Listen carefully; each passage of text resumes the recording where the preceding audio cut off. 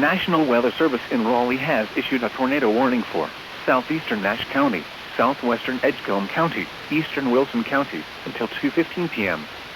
At 1:29 p.m., a severe thunderstorm capable of producing a tornado was located near Farmville, moving northwest at 25 miles per hour. Hazard, tornado. Source, radar indicated rotation. Impact, flying debris will be dangerous to those caught without shelter. Mobile homes will be damaged or destroyed.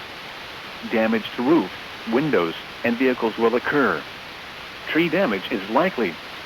This dangerous storm will be near Wilson and Elm City around 1:45 p.m. Other locations impacted by this tornadic thunderstorm include McLeesfield, Saratoga, Wilbanks, New Hope, and Tar River Reservoir. Take cover now. Move to a basement or an interior room on the lowest floor of a sturdy building. Avoid windows.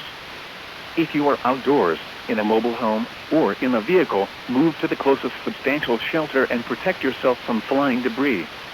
Repeating, a tornado warning has been issued until 2:15 p.m. for the following counties in North Carolina: Edgecombe, Nash, and Wilson.